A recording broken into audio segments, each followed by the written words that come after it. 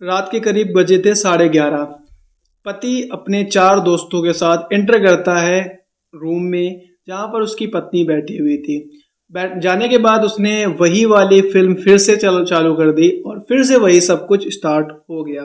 दोस्तों, आज की इस कहानी में आज की जो घटना मैं बताने वाला हूँ, ये सच्ची कहानी है लखनऊ शहर की। लखनऊ शहर जो कि फेमस है, आप लोगों को पता होगा अपनी भाषा की वजह से। तो वहीं पर स्टार्ट कर लेते हैं कहानी। उसके पहले मैं आपका स्वागत करता हूं अपने इस यूट्यूब चैनल एसजी क्लासेस में। मैं हूं आपका दोस्त आरिफ।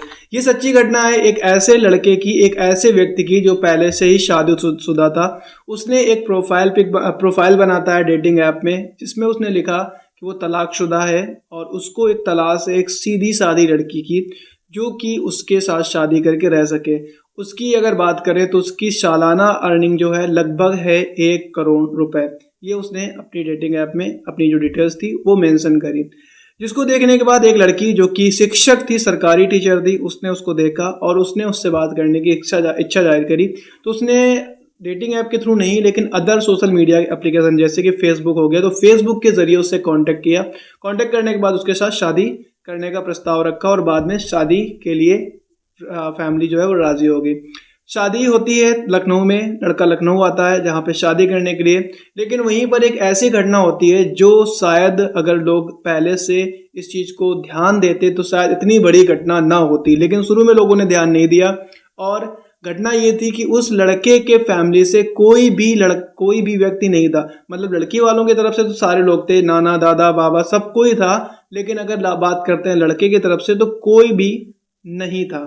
अब ये होता है कि लड़के से पूछा जाता है कि एक्चुअल में तुम्हारे फैमिली मेंबर्स कहाँ हैं, पापा और मम्मी कहाँ हैं। तो लड़के ने जवाब दिया कि पापा और मम्मी इस शादी से खुश नहीं है, इसलिए वो शामिल नहीं हुए हैं, लेकिन कोई बात नहीं है, शादी के बाद सब लोग मान जाएंगे।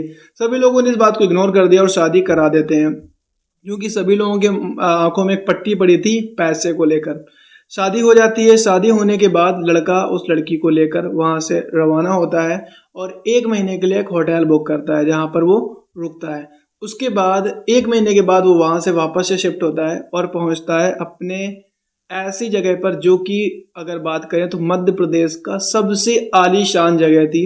एक आलीशान रेस्टोरेंट जिसका नाम पूरे एमपी में सब विख्यात था, सभी बच्चा बच्चा वहाँ पे जानता था। उसके अंदर हर एक वो फैसिलिटीज़ उपलब्ध थी, हर एक वो सुविधा थी, जिसको देखने के बाद वो लड़की बहुत ज़्यादा खुश हो गई। उसको लगा कि शायद मुझे जन्नत मिल गई है, मैं जन्नत में आ गई हूँ। उसके अंदर शॉपिंग मॉल था, उसके अंदर मूवी थिएटर था, यानी कि हर वो सुविधा जो आपको अलग अलग जगह जाने के बाद मिलती है, वो सारी की सारी सुविधाएं आपको उस जगह पर मिल जाती हैं।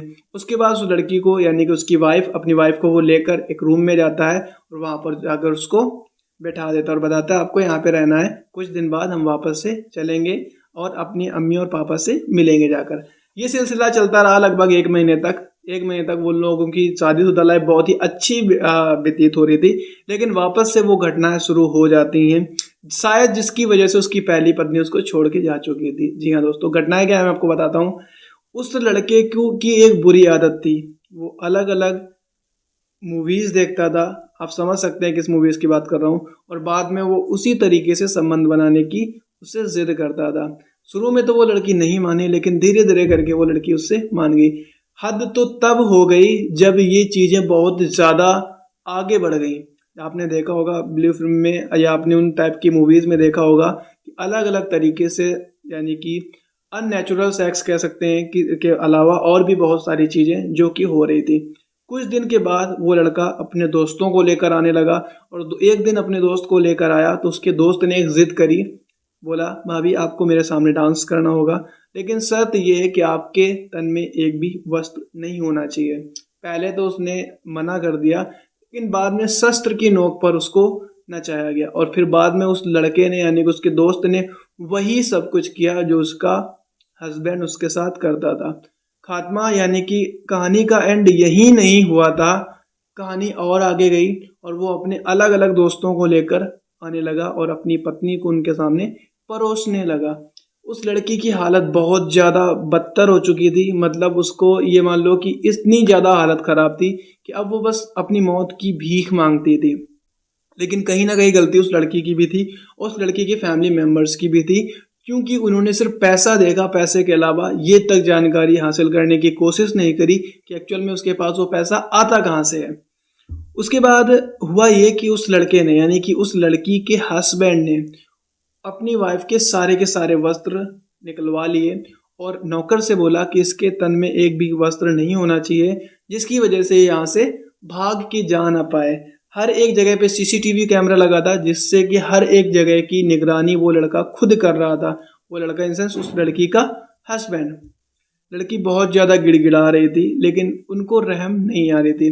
कुछ दिन के बाद उसको रहम आती है और उसके बाद वो इस शर्त पर उसको जाने देता है कि अगर तुमने यहाँ की बात एक भी बार निकाली तो फिर तुम्हारे साथ यहाँ पर जो जो हुआ है उन सभी चीज़ों की वीडियो क्लिप्स मौजूद हैं और वो वीडियो क्लिप्स जो हैं वो सोशल मीडिया में वायरल कर दिए जाएंगे। तो वो लड़की वहाँ से जाती है। निकलने के बाद उसने किसी से भी कोई भी बात नहीं करी, यहाँ तक कि यहाँ पे जितनी भी घटनाएं हुई थी उनका जिक्र तक किसी से नहीं किया। उससे इतनी बुरी तरीके से यहाँ पे बदसलूकी की गई थी कि अगर आप इसके बारे में शायद महसूस करें तो आपके रोंगटे खड़े हो जाएंगे।